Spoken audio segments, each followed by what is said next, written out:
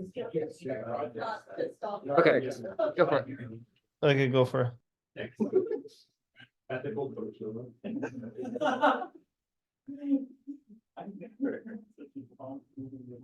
All right.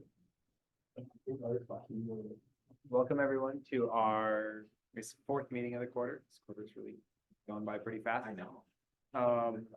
Please welcome Scott N7SC, our guest speaker for the evening. He's the local ARES coordinator. We'll be talking about ARES and why it's important. Take it away. I guess I have to be over here, no?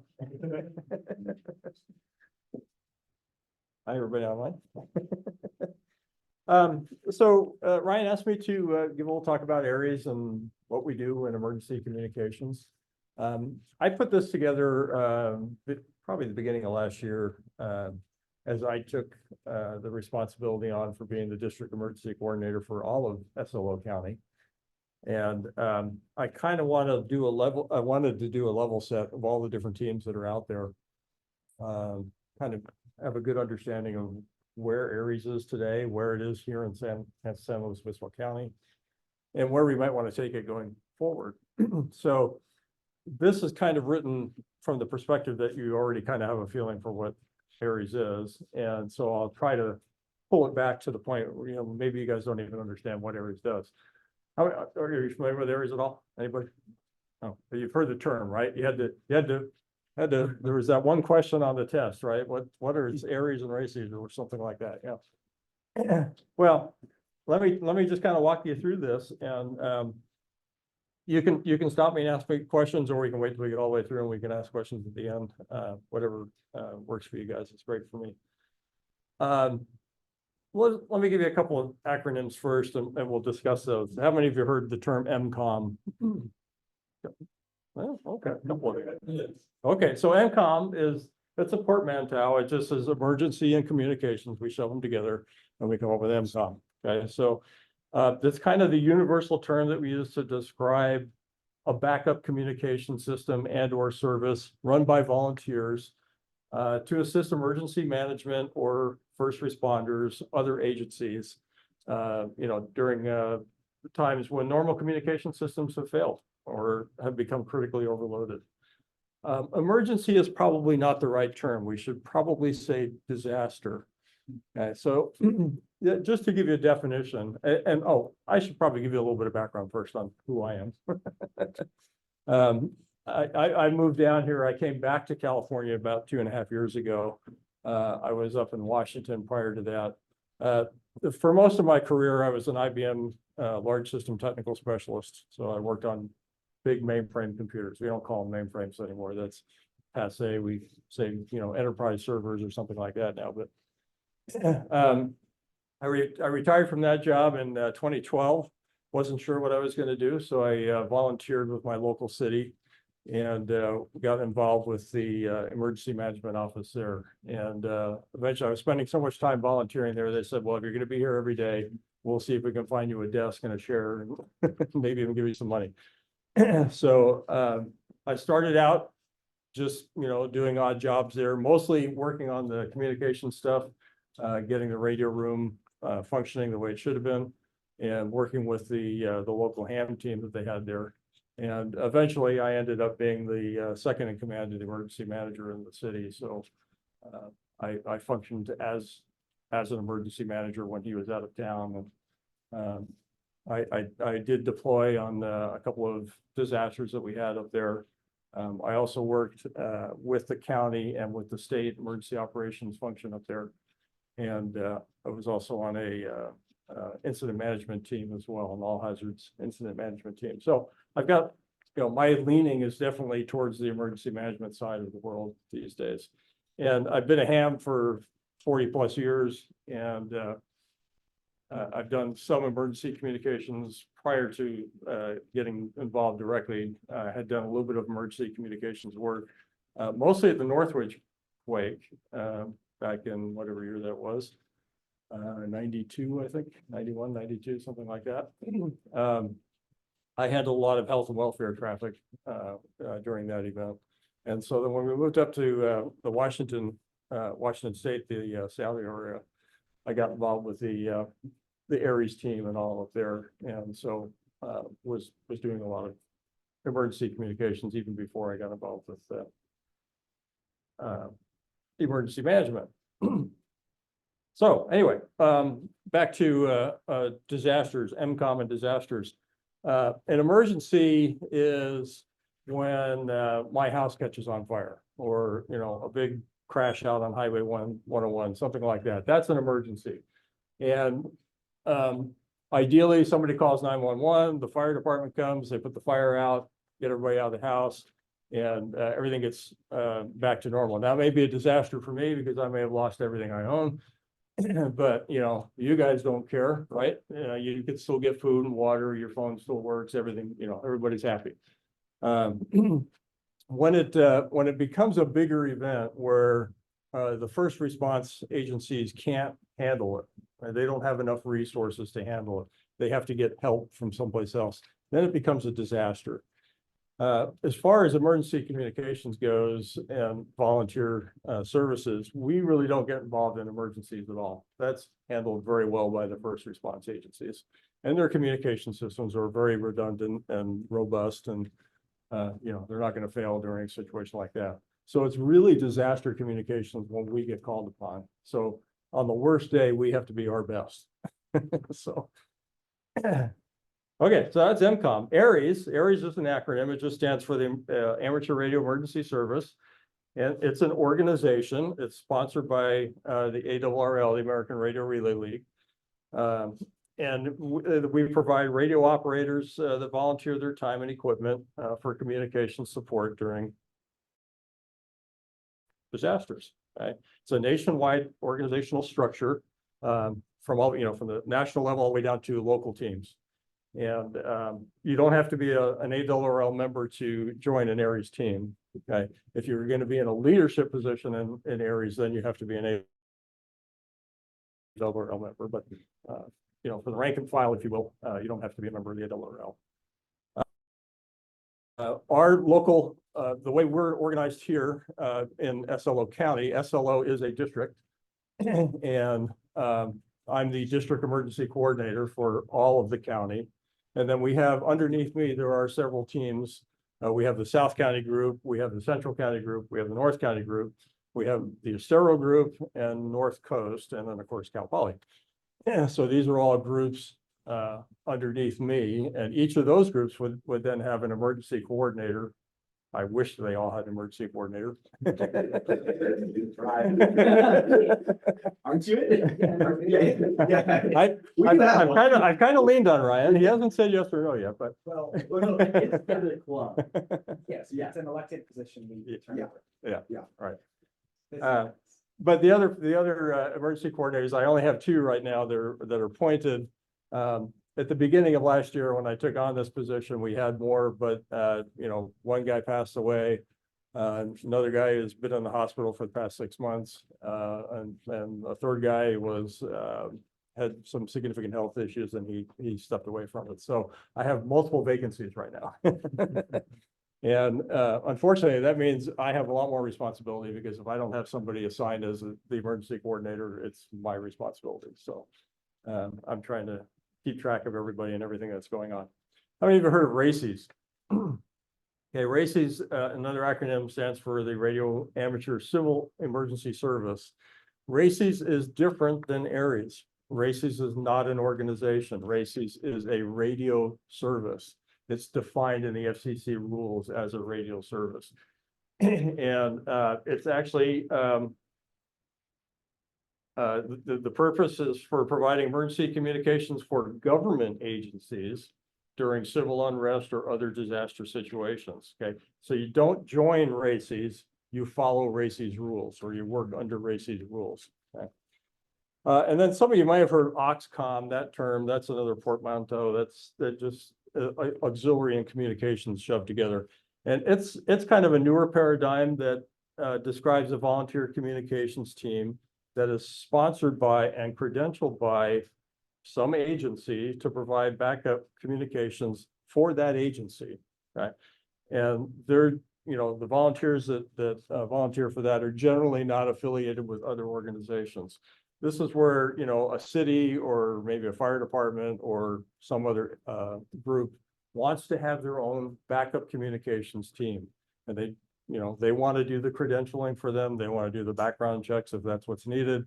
They want to define what the training is and what the mission of that team will be. So they create their own auxiliary communications team. And we're seeing that happen a lot more often. Okay, so how has volunteer emergency communications services changed over the years? You know, it used to be when I first got started up in Washington State, I worked for a city up there in the emergency communications function, if you will, or the ARES function. And, you know, I talked to my first response agencies, the fire department, the police department, the city itself. And I said, okay, we've got this team. What do you want us to do? And they said, well, you're going to be our backup communications if things go bad. I said, okay, what does that look like? What do you want us to say? And they're like, whatever we need. And I said, great, can we drill together? Can we do an exercise? And they said, we'd have to bring fighters in on overtime and that would cost us money. We don't have it in the budget. So no, we can't drill with you. So, you know, we kind of guessed at what our function would be. And we ended up, you know, putting radios in fire departments and putting antennas on buildings and stuff like that. We kind of focused on the technology side of it, not so much on what we would actually be doing. And that's a problem because, you know, and this is a popular paradigm. We'll put radios in all the fire stations and put antennas up on top of the fire stations. And then what happens? Something bad happens. The ham team runs out to the fire station and all the firefighters leave because they've got work to do. They got to rescue people, right? So you got a ham that's sitting there. And then all of a sudden, you know, the people start coming to the fire station because they think they're going to get help there, but the fire department's gone. So there's just a ham there and they're saying, hey, we need help. And we're like, I don't know what to do. I'm just a ham. I just talk on the radio. So that's not really a very good paradigm. A couple of big things happened, and you'll be familiar with these, that kind of changed the flavor altogether. So the first is 9/11/2001, okay, the attack on New York City, and then just a few years later, Hurricane Katrina down in the Gulf Coast. When we looked at those two big events, we found that there were major gaps in our national disaster response plans. It's not that there wasn't a plan in place; there certainly was, but you know, it was not really followed according to how it was designed. During the 1990s, FEMA and fire service agencies were using something called the Incident Command System, ICS, and the Multi-Agency Coordination System, MAX, and they had developed a plan to respond to all hazard type disasters. These plans were put together by federal agencies and distributed to, you know, all the way out, states, local counties, and even all the way down to local city level, if you will. And, you know, they became what we call shelf art. We got a big notebook and it's on the shelf and it looks pretty and it says emergency plan on it.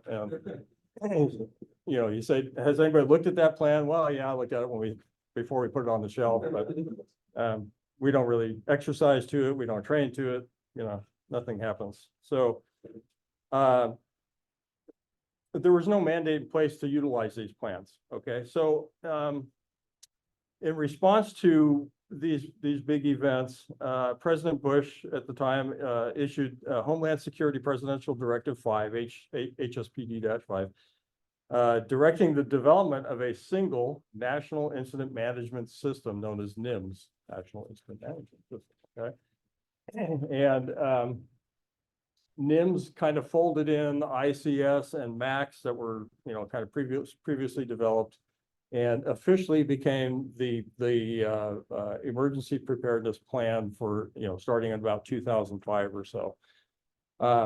And the federal agencies or FEMA was very clever, and in order to get buy-in from states and everybody, they tied it to grant money. Okay, so Many states, and California is one of them, are what we call a home rule state, which says, I don't have to do what the federal government tells me to do. Essentially, I can do this my own way. And the federal government said, fine, you do not have to use the National Incident Management System. You can develop your own system if you want. By the way, if you apply for any disaster preparedness grants, you're wasting your time because you won't get the money. Unless you are NIMS compliant, you will not be recognized for grant money. And that's tens of thousands, even hundreds of thousands of dollars that states would be giving up if they did that. And one thing a state will never do is give up on free money from the federal government. So, yeah, so we've all become NIMS compliant all the way down to the local level.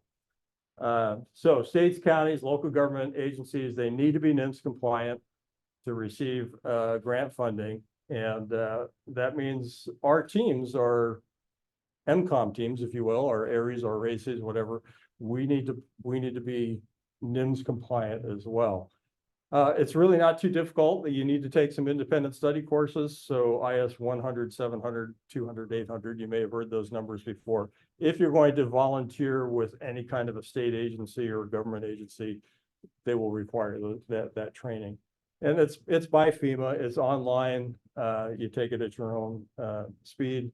There's no cost for it. You just have to register and get a student ID number, and you can take as many of these courses as you want. And there are hundreds of independent study courses that FEMA produces that are free for anybody to use. And by the way, NIMS works. That's why we use it. It is actually a very good system. It is really the way the fire department responds to just about anything. If you listen to their frequencies, as soon as they're dispatched out, as soon as the first unit arrives at scene, they say, we're establishing, Highway 101 incident command. Okay, and they're going to run the incident command system from there on out. Police departments are supposed to do that, but they're more interested in, guns blazing, and then we'll figure out the rest of it later. Somebody else do. I will shoot it. Other things that have happened. Technology has improved. Communications resources available to first responders and emergency management these days are a significant improvement over what they used to be. Even just a decade ago. We have cellular systems, we have satellite systems, we have trunk radio systems, we got radio over IP. Even our traditional analog FM systems are very robust and far more capable and redundant than they used to be. Still susceptible to overload and degradation due to disaster, but complete failure of these systems is pretty unlikely. Okay, they've got enough redundancy. Now, there can be issues. I'll give you a good example of this. We had an earthquake up in Washington State. Now, in the western side of Washington State, King County is where Seattle is, and there's 39 other cities in King County. They have one huge trunk radio system there, 800 megahertz trunk radio system that virtually all fire department and police departments are on that same system. Okay, yes, it's a single point of failure. And if you don't know how a trunk radio system works, the idea behind a trunk radio system is instead of every single agency having their own private frequency, we have a pool of frequencies. And when a user keys up their radio, the system finds an empty channel and it says, okay, you're in talk group, Paso Robles. So all of the other radios that are on that talk group go to this channel. Okay, and then all of the radios automatically switch to that channel. The person talks. When they release the button, that channel goes back into the pool. Could be used by another agency altogether on the next transmission. And all of the radios go back and they listen to the control station to be reassigned again. So that's how a trunk radio system works, and we have this big system there. Now we had an earthquake in King County. Actually, it was in Pierce County, but just south of King County, and that drove a lot of radio traffic. Everybody wanted to talk on the radio at the same time. Well, there weren't enough channels. And so what happens in that case, if you key up your radio and there's not a channel available, we get what's called a bonk. You get a low tone on the radio. It says, no, not right now. And all you have to do is, you just wait, and within a couple of seconds, usually, a channel gets assigned and your radio goes, okay, go ahead, gets the go-ahead beep, and you smash the button and you make your transmission. Well, what happened in this case,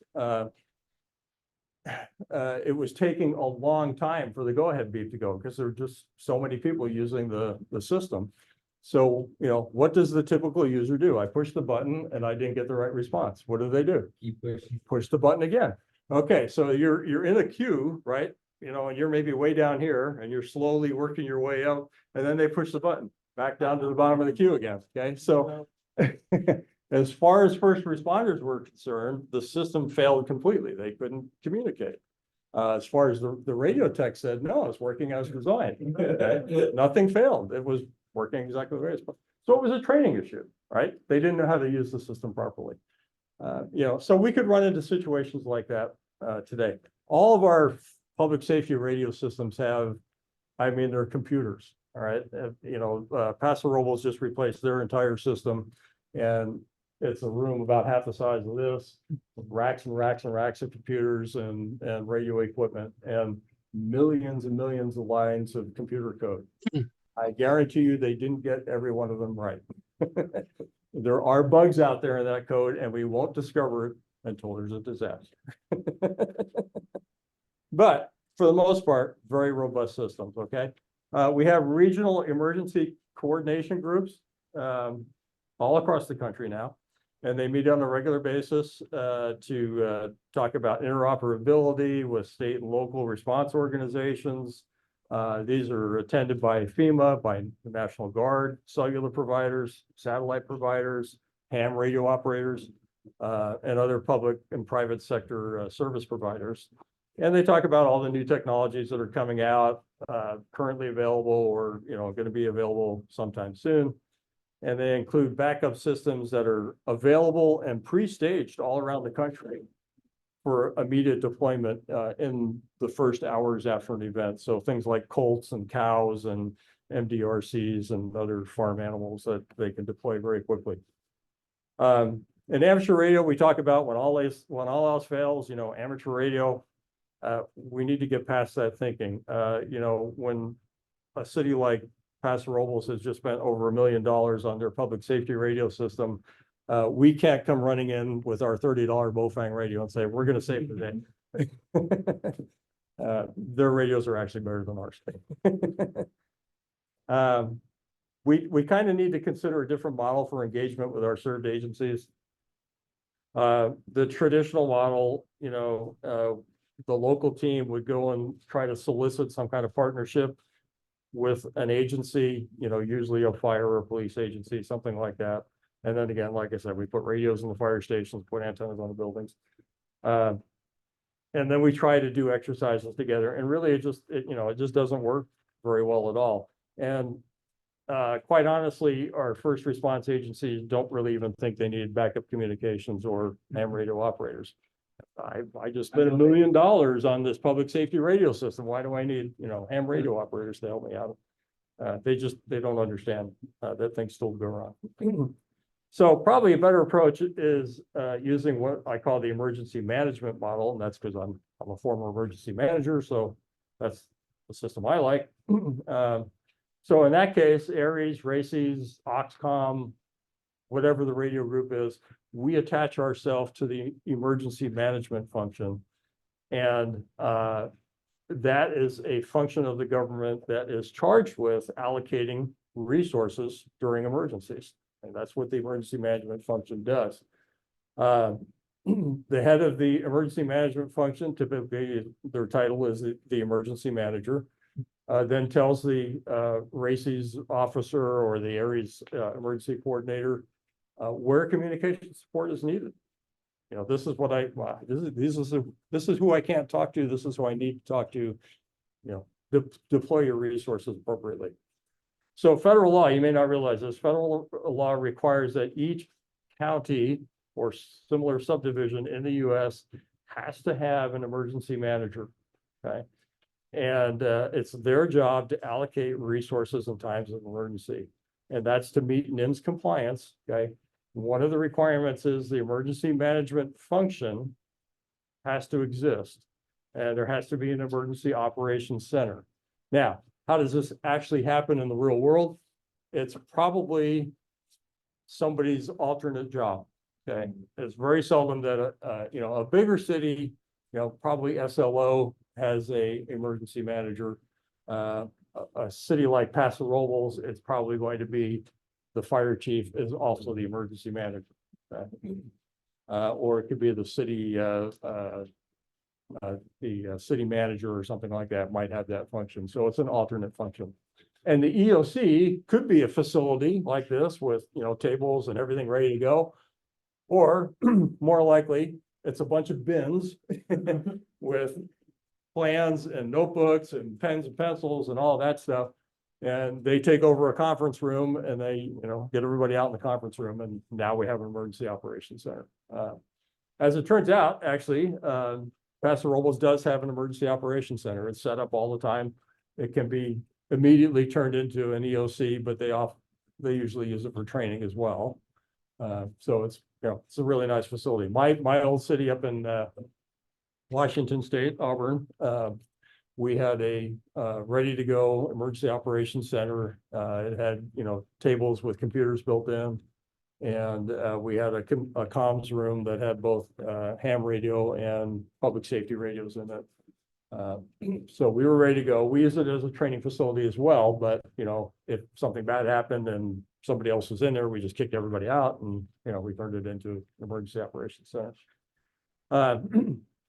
So this, associating with the emergency management function has a couple of benefits. First, we don't have to develop relationships with all of these different agencies, right? We just talk to the emergency manager. The emergency manager says, this is what this is the mission I need to accomplish, and I need communication support to do it. So you go. And the person who best knows what's needed and where, and who has the statutory responsibility to meet those needs, the emergency manager decides, which communication tasks to assign to volunteers and which to assign to other folks. We don't have to decide, for example, it's more important to serve the American Red Cross versus the Salvation Army versus Public Works. The emergency manager tells us what we need to do. Third, the ARES Races Unit may be afforded a meeting place, okay, in the Emergency Operations Center, maintained under the Emergency Management Department. Some ARES units have even been given their separate emergency communications facility or room where they can have all that radio gear stored and operational. Some emergency managers have allocated funds to purchase radio equipment for the ham teams, okay? And as, trust and mutual respect develops, amateurs are sometimes given even greater responsibility. I know of examples where the emergency coordinator was made the deputy director of emergency management, okay? It was a volunteer position, but, right up there at the top, very important position.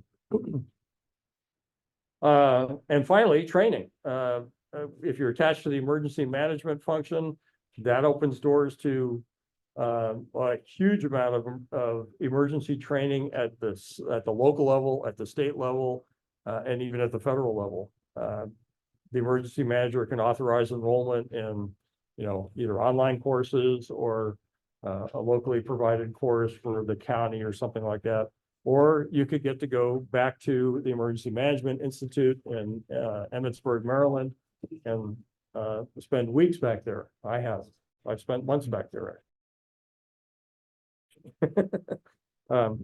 Such training assures that both the EC and the emergency manager and the amateurs are trained in all the procedures that they should have, in the event of an actual emergency. Where was I?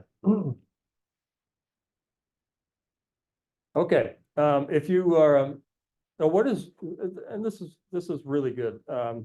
This to give you a feel of what would our job really look like. And like I said, I've worked on both sides of the fence. I've been a ham radio operator and I've been an emergency manager. So I kind of see what's happening on both sides. So what is our job, in this paradigm? Forget about hopping on a fire engine and providing high priority tactical communications for the fire agency. Okay, that's just not going to happen. You're not trained for that. You don't know the radio protocol that they use. You're probably going to push the wrong button in the fire engine or something like that. I was also a fire commissioner in up there. So I was an elected official actually. And if my fire chief came to me and said, we're going to put volunteer ham radio operators on the apparatus, and no, you are not going to do that. Absolutely not. So that's not our job. And their public safety radios are going to work just fine. Like I said, they may lose some of the system and they may have to switch to backup channels that they may or may not remember how to do. But, there's probably going to be something functioning for them. They really don't need to have us on board doing that. But what the emergency manager needs in the first minutes and hours after an event is to develop and maintain what we call situational awareness. What's going on? How bad is it out there? Where are the problem areas? And the traditional way this takes place is police and fire right after a big event, especially an unexpected event like an earthquake, right? We don't have, we have a weather event. If there's a hurricane coming, we have some time to think about it. But when it's something like an earthquake, there's no time. The first response folks will do what we call windshield surveys. So they're going to get the fire engines out, they're going to get the police cars out, and they're going to drive around to key areas around their district and just look out the windshield and see what's going on. And then they report that back to the Emergency Operations Center. But they can't do that forever. They have to, sooner or later, they have to start rescuing people. So it becomes a very difficult job for emergency managers to actually develop good situational awareness and just how bad the situation is out there. Paso Robles, for example, they have 12 firefighters on duty on any shift. Okay. In a big event, they're going to recall everybody who's off duty, but that's really only still about 40 firefighters. Okay. And the police is probably about the same number there.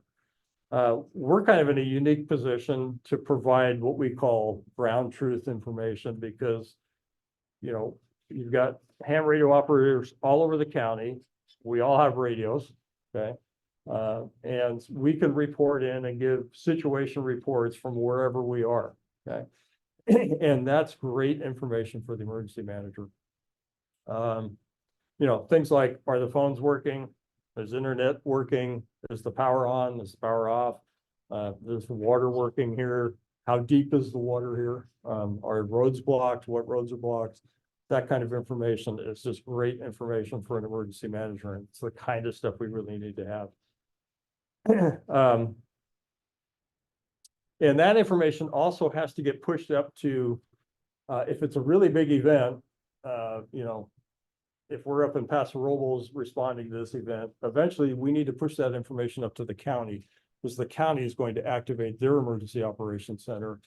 And so they have to know what the situation is in Paso Robles, Atascadero, down here in SLO, down in, Arroyo Grande. They have to get the big picture of what has happened and just how bad the situation is. So we could be the route to do that. If communication systems are significantly disrupted, okay, maybe the internet is functioning in some places, but we can't get an email from Paso Robles to the county for whatever reason. And the phones are jammed, which they will be. Then, we can be that conduit to get those situation reports from Paso Robles to the county, right? They really don't want to be using their high volume tactical public safety radio channels to read a situation report to the county. That's a waste of that bandwidth, and they need that for life-saving operations that they're doing. So, we can certainly do that. So it's that lower priority communications that we can backfill and really be a significant assistance.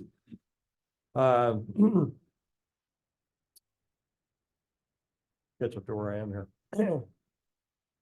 Yeah, and they probably don't even have the training, the folks that are going to staff the Emergency Operations Center in someplace like Paso Robles, they all have different jobs during the day. They're Parks and Rec people, they're finance people, stuff like that. Well, they come into the Emergency Operations Center, now they got to do this. They have to start thinking about emergency stuff, and they don't know how to get on a radio and talk to somebody at the county.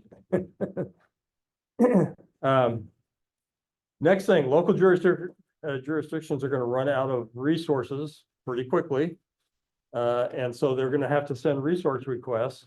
So the way this works, if we're responding to an event in, say, Paso Robles, and we need more stuff, we need flashlights, we need batteries,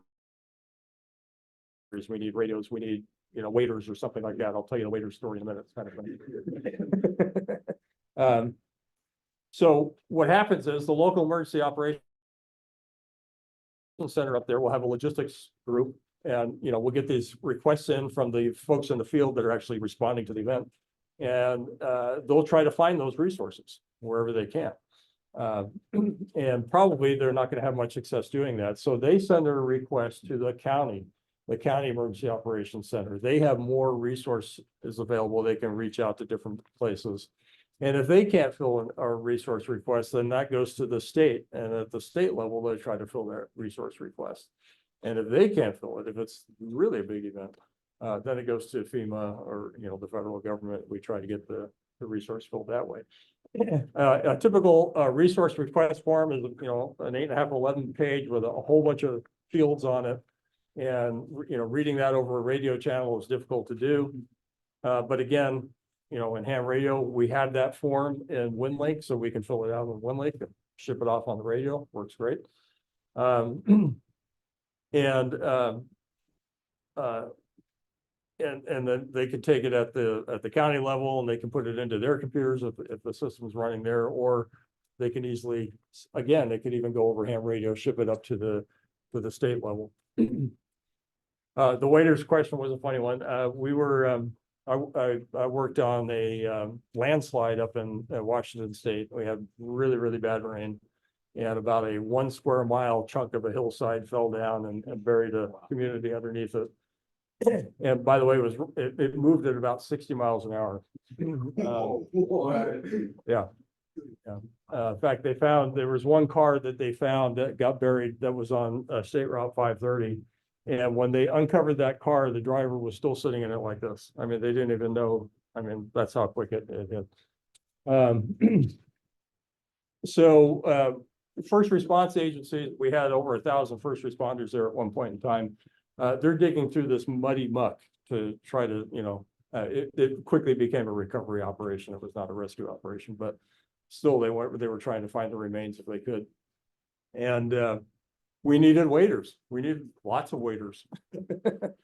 And so the local group tried to find, the fire department there got all the waiters they had, which was nowhere near enough.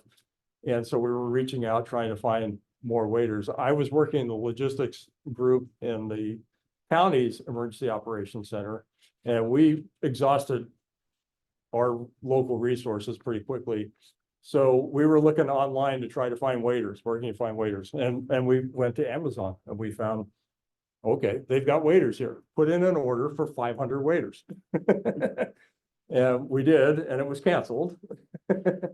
And so we got on the phone with Amazon. They said, well, that's too big an order. We can't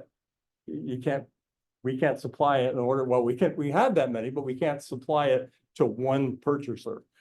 And I said, okay, but give me the manager, because this is a disaster, and we really want to be able to do this.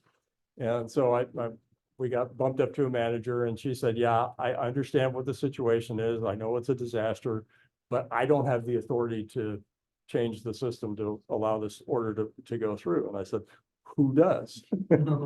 Jeff Bezos. And she said, and I understand what, she said, tell you what, I'm going to give you his personal phone number. And I'm like, I have Jeff Bezos' personal phone number. As it turned out, I didn't call him because we had another fire agency from another state over called me up and he said, I got 500 waiters in here. We're never going to use them. I'm sending them over to you. So we got them from them. And I kept his number for a long time, but I'm sure it's changed by now. Other things, you know, on that same disaster, we needed a van to get people in and out of the disaster zone, some of the responders. And I called the local Ford dealer and I said, do you have a 10-passenger van that we can utilize? He said, sure, no problem. Well, when do you want it? Where do you want it? And I said, hang on, this is a disaster zone. It's going to get thrashed. And he said, I don't care. I'll write it off at the end. Where do you want it? You know? So, I mean, that's the kind of work we were doing. And it was exciting and it was terrible at the same time. 44 people lost their lives, but we responded the best way we could. Okay. Another area that we can help out, CERT. How many of you have heard of CERT before? So Community Emergency Response Teams. That's another thing out of what used to be the civil defense part of the federal government, and it's now I've drawn a blank on the name. I'll think of it in a minute, but it's kind of a grassroots thing out of FEMA to where we teach disaster preparedness to community members. Okay, so just regular everyday people, and we want to get them up to speed on what to do in a disaster and how to help yourself, your family members, and your neighbors. Okay. And we teach things like, you know, disaster search and rescue, disaster medical, disaster psychology. It's like about 25-hour course. And at the end of it, we actually set up a disaster, it's usually an earthquake scenario, where we have, you know, we used to do it in Washington. I used to go to the theater group at the high school and said, give me some actors. And we would moulage them up, you know, with blood and bones hanging out and all that sort of stuff. And then put them in a building someplace. And then we get our CERT folks to go and rescue these folks. Awesome. They need, yeah, it's a lot of fun. They need communications as well. They're usually sponsored by a fire agency, and they need to be able to talk back to the fire agency and to each other. And so ham radio can be a piece of that. We can provide that back end communications for them. I'll tell you a fun CERT story. For that final exam where we got everybody all dressed up, I have one old guy that always used to volunteer. He loved to volunteer to be a victim. Okay. And he was, you know, just as it turns out, he was born missing most of his arm from about here down, but he had a fake arm. So, you know, we would put blood all over this and take his fake arm and put blood all over that and then, you know, stick it down there. And so, you know, the volunteers would come along and they're like, oh, we found another victim here. We got him. Oh my God. And so they would get over that and they would bandage him up and they, you know, take his arm and, you know, and we get him out to the treatment area. And then he'd get out to the treatment area and he'd hold up his arm and he goes, this is the right hand. This isn't my arm. Really throw the students for a loop. Okay, so talk about CERT. Okay, so how do you get involved with ARES races, whatever? Like I said, our ARES group is, I would say we're kind of rebuilding here. You know, like many other things, COVID destroyed volunteerism, and it's not just with ham radio. I mean, volunteerism is down across the board in all agencies these days. And so we're kind of trying to rebuild our ARES team here. Typically, when somebody comes to me and says, I want to join the ARES team, my response is, well, let me try to talk you out of it. And they look at me like, what, huh? And I said, all right, well, here's the job. Let me explain the job to you. I said, you know, you're going to be a communications person. You need to have training. You have to really understand. You have to take these FEMA courses, and I'm going to make you take some additional courses. I want you to understand what disaster communications looks like. And I want you to prove to me that you've got the skills. You know, you take your radio and I'm going to tell you, put it on this frequency with this offset and this tone. And you better be able to do that without you reading the owner's manual. Or plugging it into a computer and programming it that way. Okay. So, you know, I said, you have to learn these skills. You have to be willing to learn these skills. You have to be willing to go out and do training and exercise. We're going to actually do exercises to practice all of this stuff. And if that's not what you're interested in doing, then I can't use you as a volunteer, because when we're going to get called out, it's going to be a really bad day. It's going to be a disaster. And I can't give you on-the-job training in the middle of a disaster. You have to be able to do this stuff, you know, blindfolded with one hand tied behind your back.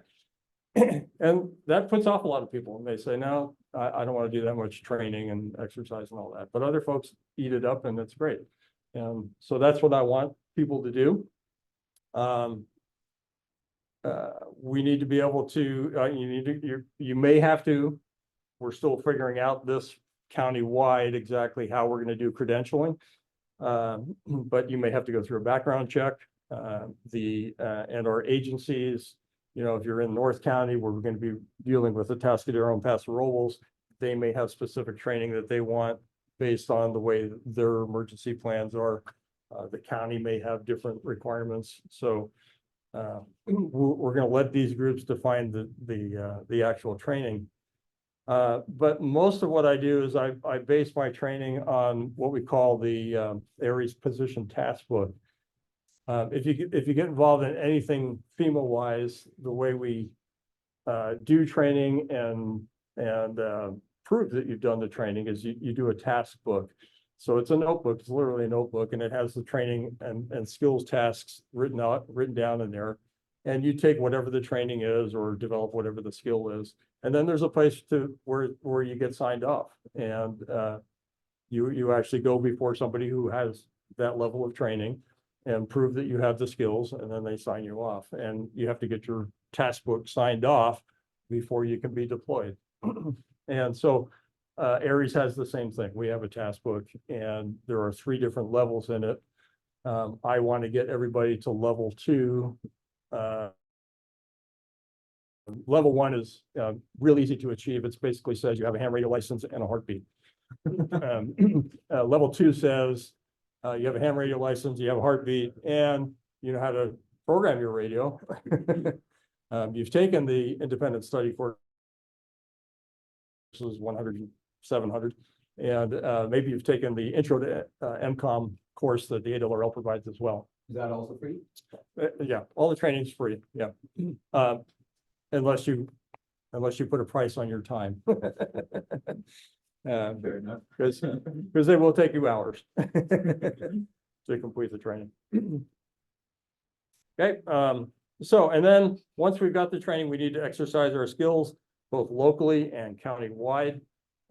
We've started doing that. I ran 2 exercises last year. I'll run at least 2 this year, and probably a couple more. The first one was what we call the SET, which is the simulated emergency test. And last year we did a earthquake wildfire scenario. So we had a big earthquake and power lines went down and they started a wildfire. So big event. I did it mostly with WinLink. And the reason I say that, you know, I say the future of disaster communications is digital. Okay, it takes a long time for me to get on a voice channel and read off a message. It's really easy to type it into a computer and fire it off on RF that way. So we utilize WinLink pretty extensively on that, and so that the SET exercise was pretty much focused on utilizing WinLink. I had everybody copy me. I received over 800 messages in that 4-hour time frame. So it's a lot. And then we did the great shakeout. Great. Do you guys participate in the shakeout here? No, no, really? Okay. What is that? That is a worldwide, actually. Yes, it is. No, it's worldwide. So it's typically about the middle of October, and they do it, like I think last year it was 10/17, so October 17th at 10/17.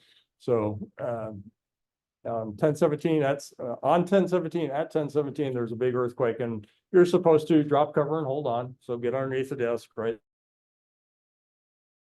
And we like to have, take a picture while you're underneath there, so we see your smiling face underneath the desk. And then what we did was we then activated radio, a radio net. Excuse me, everybody checked in on voice. And then I had them all do what we call a "Did you feel it?" report on WinLink.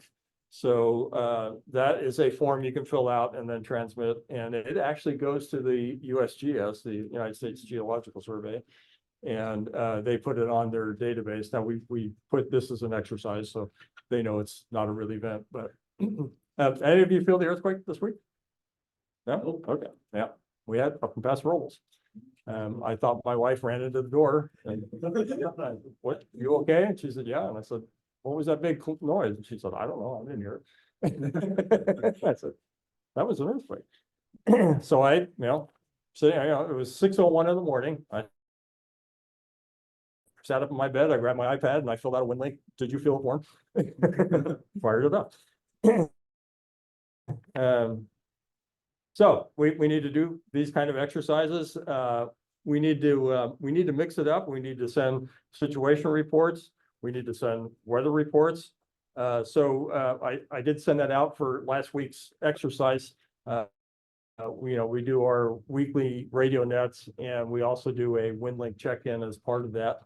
And this past week I said, hey, we're having bad weather here. So instead of sending the regular check-in form, send me a weather report form. So we, do different things, make it interesting. I also want to get to the point where we have, days in the park where we just go out, bring our Go kit or whatever it is, and go out to the park and, play radio out there for an hour, a couple hours, whatever. And the other, we do public service events. So we do the bicycle rides, we do marathons, we do parades, all of that sort of stuff. That's all good exercise work that we can be doing. And it's also good for, I put out a report this year, which I sent to my leadership, but I'm also sharing it with my served agencies, Paso Robles Fire Department, the county, on how many volunteer hours we put in. And I wish I had brought that report with me so I could just show you the numbers. I can actually look it up on my phone here, but we put in over 1,000 hours of volunteer time. And I didn't get mileage from everybody, but I got my own mileage, and I put in 1,500 miles myself last year. So, that's really good when you go to an agency and you say, look, this is what we've volunteered. You didn't even ask us, and we've already volunteered this amount of time. So really good stuff. Let's see. Let's report that. You don't need to know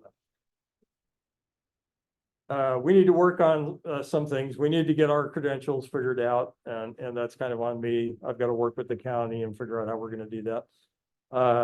We need to update and develop a call-up process because we really don't have a good one right now. The general thinking is something bad happens, turn on your radio and go to one of the key repeaters, and we'll establish a net there. And then of course we need to document everything we do. And so, I had good information from this past year, but I want much better information next year.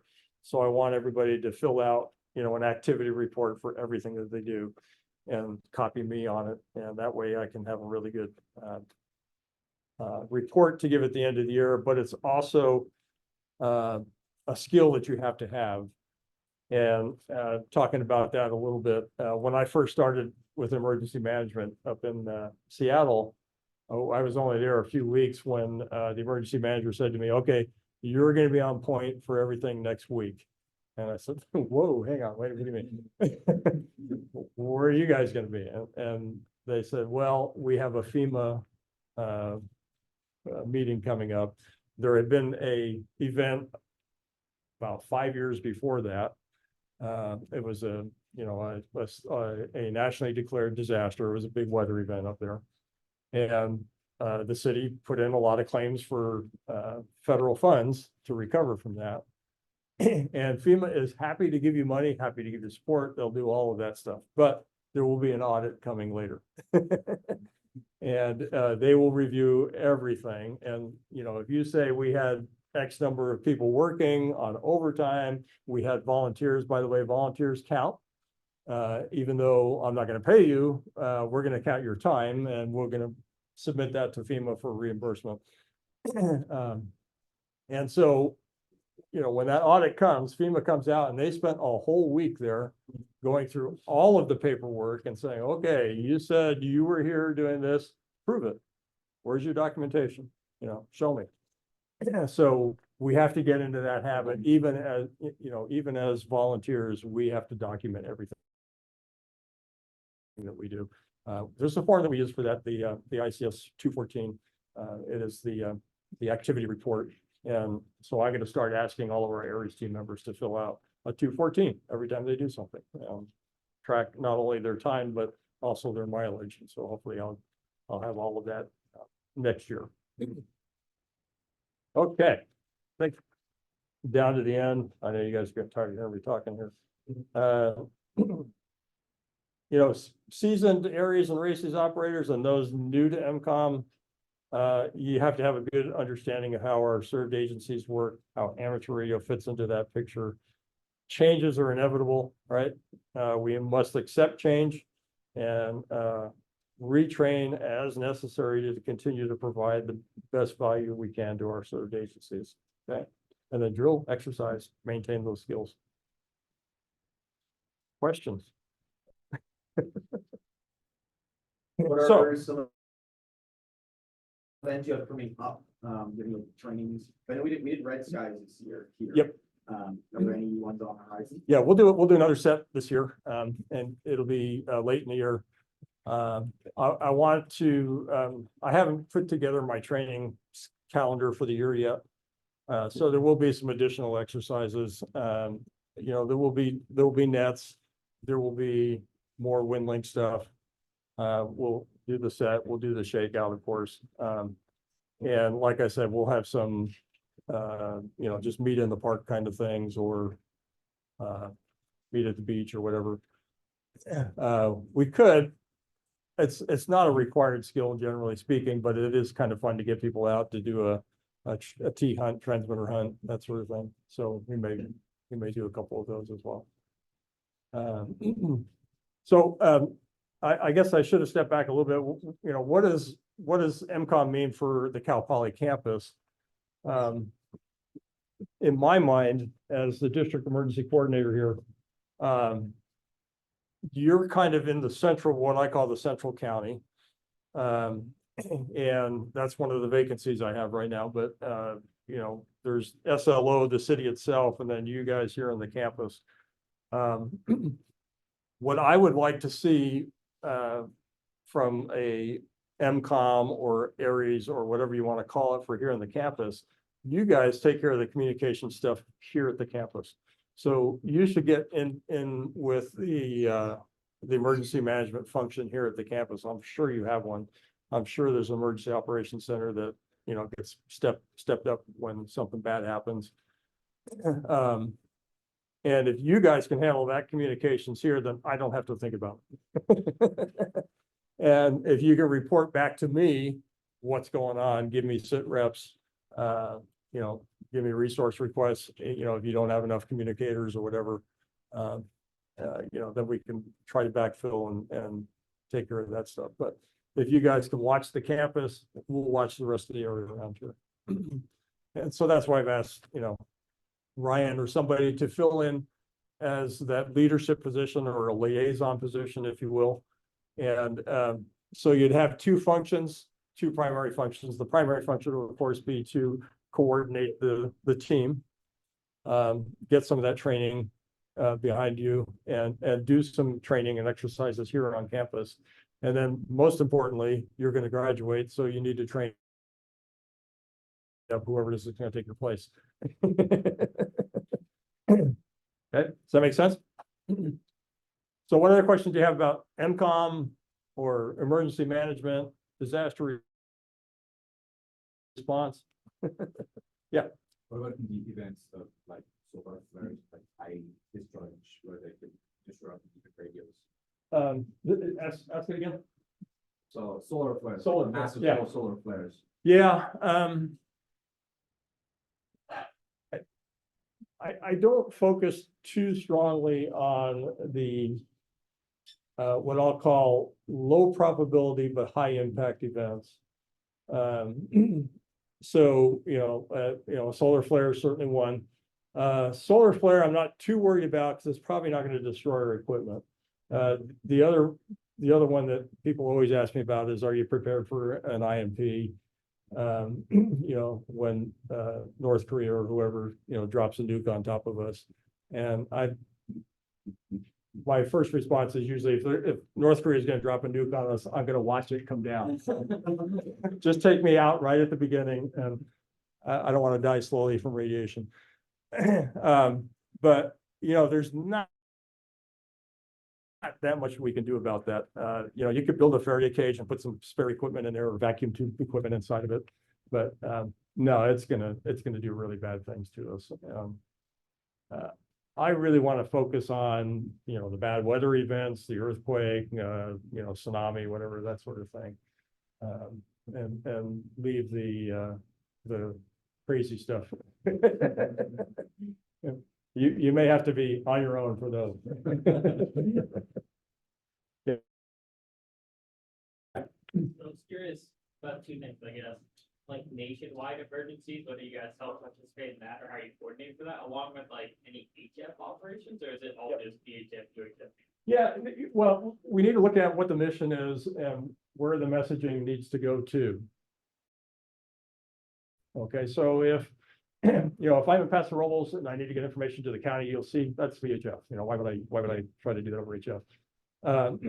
If I need to get information up to the state emergency operations center, then it's going to be on HF, right? Or the way WinLink works, for example, messaging goes into the system and then it goes up onto the internet, and that gets stored in AWS actually is where it goes to, and then it gets delivered to internet addresses as appropriate. So we can use an HF station here. I can do a VHF connection to a person who's got a really good HF station. And in fact, I've got a few people I've got designated that have really nice HF stations. They've got backup power, they got big towers and antennas and all that. And so I can, on VHF, I can send them a message, and then I can say, okay, you forward it out to a gateway that still has internet someplace out there in the country, on the other side of a couple states over, or whatever it has to be. So that's certainly one functionality. Now, for the nationwide disaster, that's another one I hope I'm not here for. It'd be really hard to kill the internet, but who knows? I suppose there's a way, and somebody will figure it out sooner or later. The WinLink system, we were required actually to put in what we call a radio only function, where no internet is involved, and we utilize HF communications for long distance delivery. So that is a function that is possible and can be done. And I don't know if you know this, there's a thing called SHARES. SHARES is the Shared High Frequency Resources. Those are federal radio channels that government agencies are allowed to use.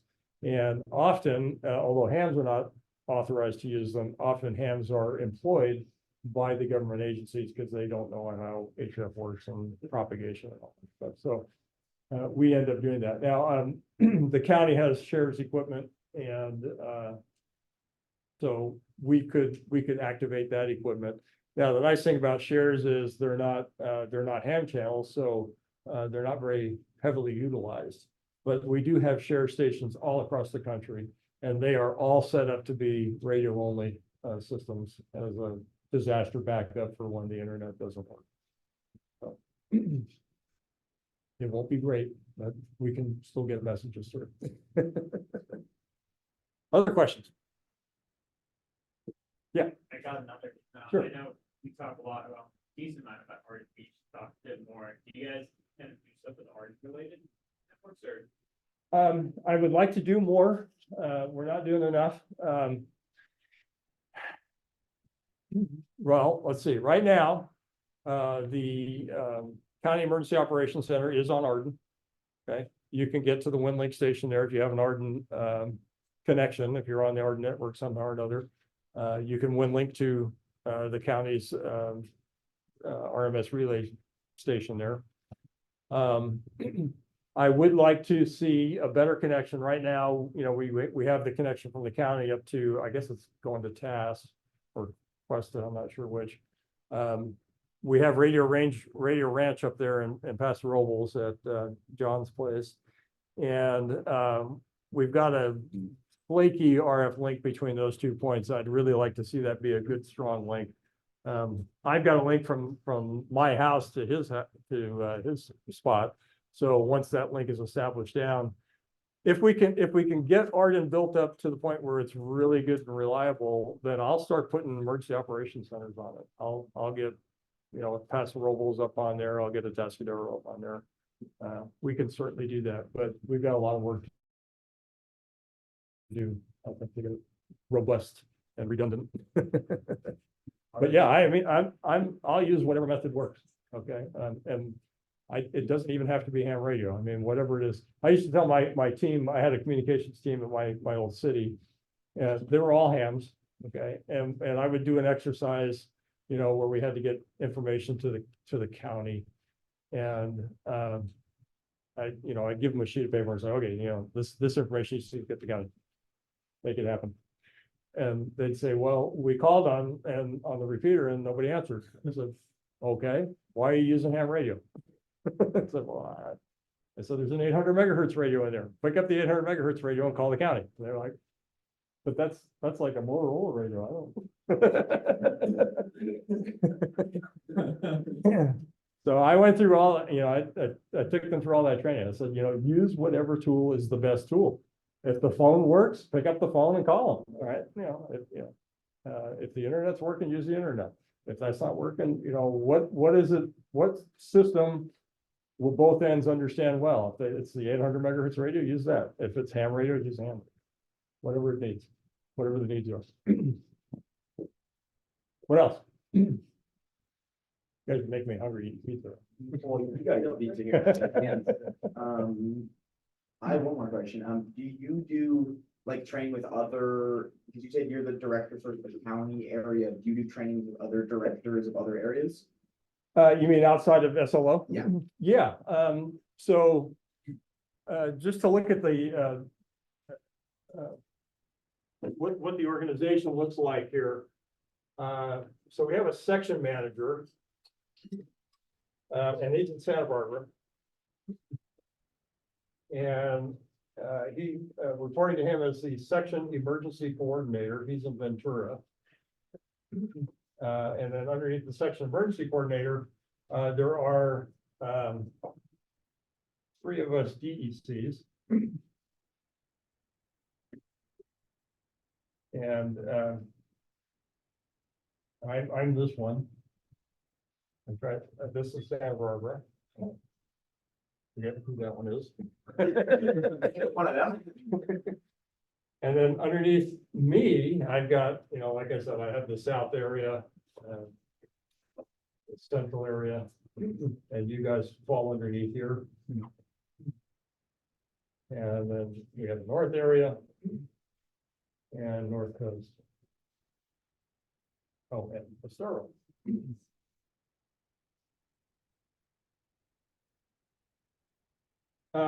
If you go beyond the section area, then we go into the division. So we are in the southwest division. And so other things in the southwest division are like Los Angeles and South Bay and San Diego and all that. And then we have what we call Pacific division, and that's going north. So Santa Clara Valley is the next area north, and that would be like Monterey and the other folks up there on the coast. San Joaquin Valley is under Southwest Division. So that's kind of what the ARES organization chart looks like.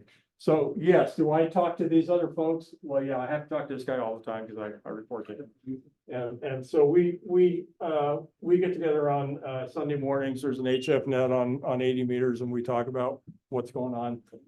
Tuesday nights, we also talk on HF. Ventura holds their net just before all of the nets that happen up here, and that's on 80 meters right now, and we'll switch to 40 meters after the time change. And so we maintain those communications between those different areas. We haven't done a big exercise, between the divisions here. We need to do that at some point in time. Yeah. But we haven't done it. Establish all the. Yep. Yeah. And I work with the guys in Monterey pretty regularly, or South Monterey County anyway. I talk to them all the time, so we feel pretty comfortable working with them. We did an exercise in Washington State. Now, this is what we call a full functional exercise. We called it Cascadia Rising 2016. If you don't know, we have the San Andreas Fault out here. Okay, and it's going to split us off, so we'll have beachfront property out here, but or California be an island, or I don't know, whatever they say it's going to be. It's not going to be that bad. The San Andreas Fault is a slip fault, and it can generate probably magnitude 8, somewhere around there, events at the high end. In the Pacific Northwest, we have what's called the Cascadia subduction zone. So that's where one plate is going underneath the other plate. And, when that happens, they kind of bow like this, and then eventually one of them pops up like that. Subduction zones are where you get the really big earthquakes, the magnitude 9+ earthquakes. That's what happened over in Japan a while back, and Indonesia. Those were both subduction zone events. And it's going to happen in the Pacific Northwest sooner or later. In fact, we're kind of technically over here. Yeah. So that was our scenario. It was, a Cascadia subduction zone event, a magnitude 9 earthquake, and we activated everything. And it was the real deal. We had the National Guard was out. They participated. Canada, Washington State, Oregon. We had all of the functions going, and many of the cities within Western Washington participated in that event. They activated their EOCs. My city activated our EOC. I got a call from the National Guard. I don't know if he was a general or what he was. But anyway, he said, we're going to do a flyover of the region. You want to go? You want to send your emergency manager? And I said, hang on. Yes. Call my emergency manager. He goes, hell no, I'm not going to get into some military helicopter. You're going to be crazy.